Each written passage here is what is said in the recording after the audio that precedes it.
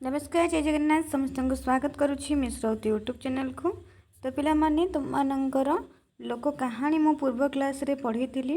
लोक कहानी को केते भाग रे विभक्त कराई आम से विषय जाना कहीं सेटा हूँ बहुत इंपोर्टाट कौन पिलामान देख तुमମାନଙ୍କର कौन से गोटे कहानी पचार कौन से गोटे कहानी देथिबो ऑप्शन थी ये कौ प्रकार कहानी एटा गोटे पौराणिक कहानी ना ओषाव्रत संबंधी कहानी ना ऐतिहासिक कहानी ना किंवदंती कि पशु पक्षी संबंधी कहानी आमको से बाछिबार अच्छी जानवर अच्छी कारण ये पिला माने बहुत भूल कर दियंती। नॉर्मल आम गोटे पौराणिक कहानी को जानीदबा से गोटे किंवदंती कहानी भी देथिबो सेठी आमे कोन हबा ना कन्फ्यूज हो जिबा जोटा कि तुम मानकर वर्तमान कन्फ्यूज सिस्टम रो क्वेश्चन पचारुछि। नेगेटिव मार्किंग अच्छी अच्छी कि नहीं पिला माने माइनस मार्किंग अच्छी जेहेतु माइनस मार्किंग तुम मानक रही क्वेश्चन गुड़ाक कन्फ्यूज टाइप ही तुम्हें मैंने से कन्फ्यूज छंदी न होइकी केमिति से बाहर से भाया तुम मानक परिश्रम करने को पड़ो से भाया तुम मानक पढ़ा पड़ो।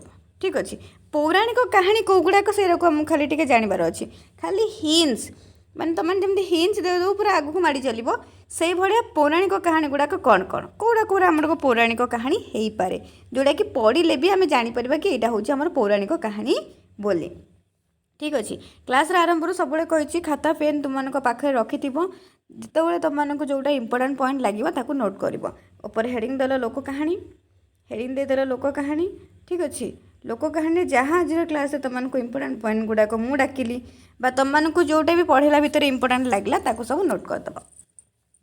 पौराणिक कहानी रे कौन रही रामायण महाभारत और अन्य केतेक पुराणर ग्रंथ रे वर्णित लोकप्रिय आख्यान गुड़िक कहानी रूप से लोक समाज रे प्रचलित।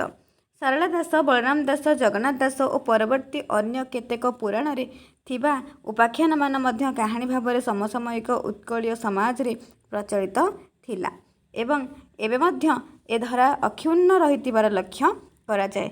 एही पौराणिक कहानी गुड़िक मध्य सीता वनवास राम रावण युद्ध लक्ष्मण शक्तिभेद श्रीराम लक्ष्मणଙ୍କର गंगा नदी पार लवकुशଙ୍କର कथा कर्णଙ୍କ प्रति पुत्र बलिदान एकलव्यଙ୍କର गुरुदक्षिणा भीम दुशासन युद्ध कीचकवध दुर्योधनଙ୍କ रक्तनदी संतरण भीम बकासुरर युद्ध दानी हरिश्चंद्रଙ୍କ कथा शिवी चरित दमयंतीଙ୍କର स्वयंवर प्रहलाद चरित ध्रुव चरित सावित्री सत्यवान चरित कृष्णଙ୍କ बाल्यलीला सुदामा दारिद्र्य भंजन उषा अनिरुद्धଙ୍କ कथा इत्यादि केतोड़ी कहानी लोक मध्य बेस आदृत। ये जो पौराणिक कहानी तुम जी गोटे रामायण को लेकिन किसी गोटे पचार तो राम कृष्ण लक्ष्मण कि तुम कर्ण लवकुश क्या कथा भी जब पचारदेला ताने जानव कि रामायण भित्तिक कि महाभारत कि कौन सी आमर गोटे पौराणिक कहानी रू यही कथावस्तुटा आसी जानी हो पे तुम जब पढ़ुव रामायण महाभारत विषय तार स्टोरी कौन जानी रामायण महाभारत भागवत ये सब मैंने पढ़ुव स्टोरी गुड़ाक जानी ताहले पौराणिक कहानी गुड़ाक भी बहुत भल भाव में जापर।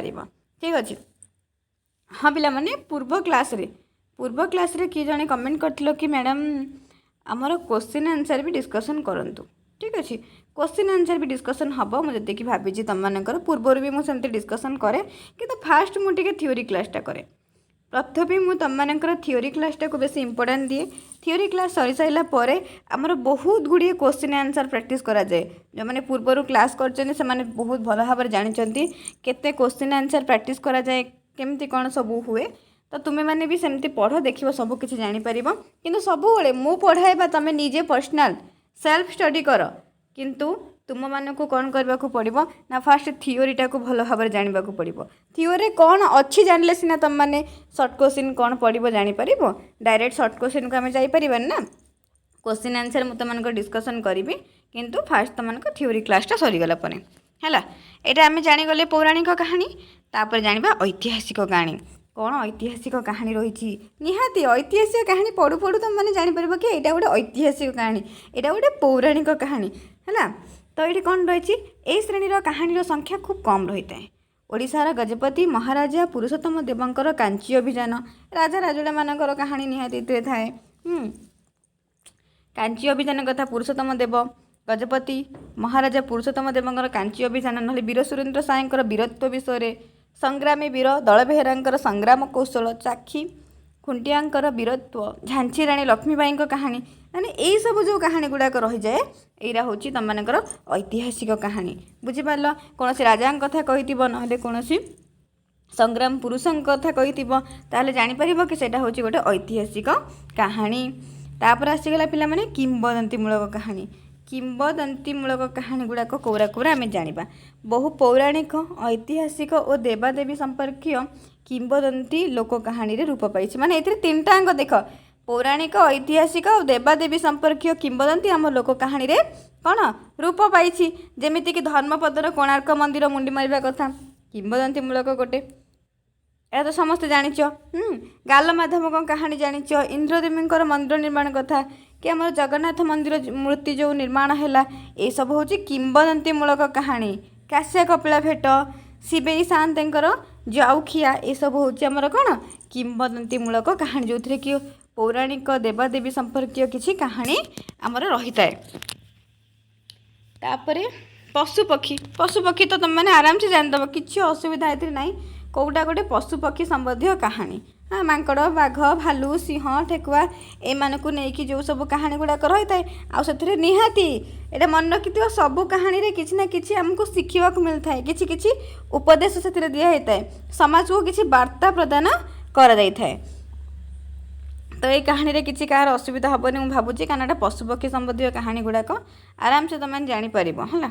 ଏଇ ଯେଉଁ ଓଷା ବ୍ରତ ସମ୍ବନ୍ଧୀୟ କାହାଣୀ ଆକୁ ଟିକେ ପଢ଼ିବ। ଓଡ଼ିଆ ସମାଜରେ ବହୁ ପ୍ରକାର ଓଷା ବ୍ରତ, ଉପବାସ ଇତ୍ୟାଦି ପାଳିତ ହୋଇଥାଏ। ଓଡ଼ିଆ ନାରୀମାନେ ଏସବୁ ନିଷ୍ଠାର ସହିତ ପାଳନ କରିଥାନ୍ତି। ଓଷା ବ୍ରତ ପାଳନର ଲକ୍ଷ୍ୟ ହେଉଛି ଯଶ, ଖ୍ୟାତି, ଧନ, ପୁତ୍ର ଇତ୍ୟାଦି ଲାଭ। କାହିଁକିନା ଆମେ ଓଷା ବ୍ରତ ଯେଉଁ ପାଳନ କରନ୍ତି, ଉପାସ ରହିକି ଯେଉଁ ପାଳନ କରନ୍ତି, ଗୋଟେ ଗୋଟେ ଦିନ ପୁରା ଉପାସ ରୁହନ୍ତି, ଯେଉଁ ଓଷାର ଯେଉଁ ବ୍ରତର ଯାହା ବି ସବୁ ନିୟମ ଥିବ ଆମେ ସେଇ ହିସାବରେ ପାଳନ କରନ୍ତି। କେଉଁଥିପାଇଁ?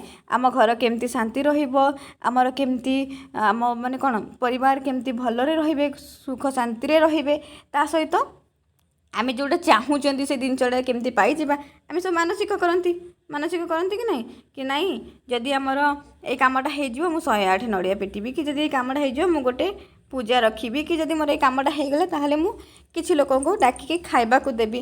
ତ ଏଇସବୁ ଯେଉଁ ଆମର ଇଚ୍ଛା ଆକାଂକ୍ଷା ଯାହା ଥିବ ତାକୁ ପୂରଣ କରିବା ପାଇଁ, ବାକି ଆମର ସୁଖ ଶାନ୍ତି ପାଇଁ, ଧନ ସମ୍ପତ୍ତି କେମିତି ମୋର ଏଇଟା ଆସୁ ସେଇଟା ଆସୁ, ଏସବୁ ପାଇଁ, ପ୍ରାୟ ପୁତ୍ର ସନ୍ତାନ ପାଇଁ ବିଭିନ୍ନ ପ୍ରକାର ଓଷା ଗୁଡ଼ାକ ରହିଛି।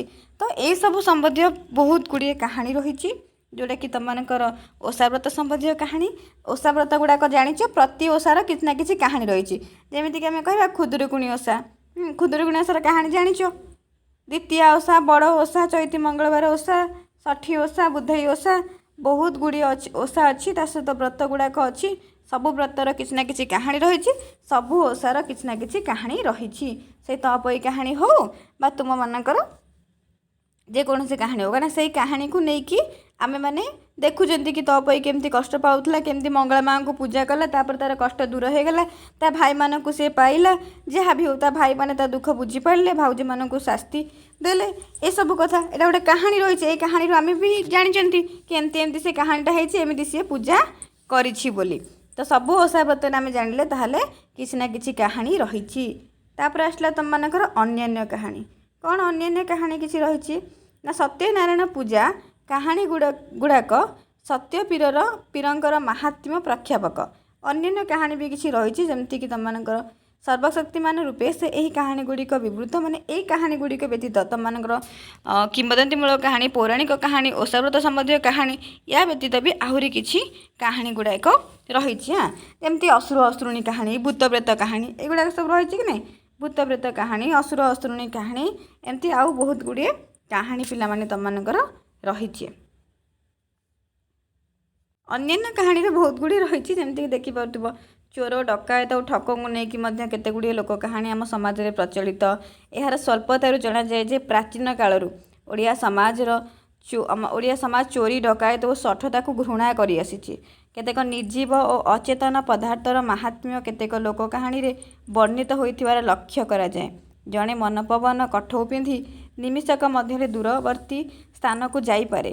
ବାନ୍ଧ ଦୌଡ଼ି, ଫିଟ୍ ଟେଙ୍ଗା ସାହାଯ୍ୟରେ ठेंगा साहाय्य बलशाड़ी शत्रु को मध्य से आयत्त करें और मनस्कामना पूरण करी थली अभिशालित द्रव्य मध्य से पाइपे। एमती बहुत गुड़िए कहानी रही जोटा कि लोक कहानी तुमकर अच्छी।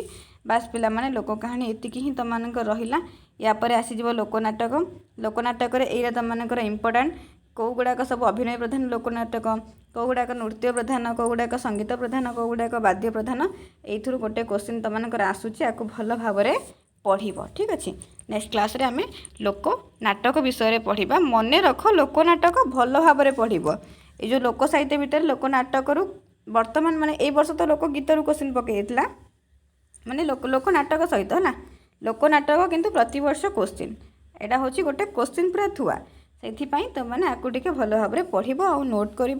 वर्तमान जो नोट ये तुमको कहूँ भविष्य में माने एग्जाम पूर्वर जो तुम सीपीटी एग्जाम हम ना से एग्जाम पूर्वर तुम मैंने कौन हम ना से नोट गुड़ा खाली पढ़ीदेव। बास से ही तुम काफ़ी। ठीक अच्छे।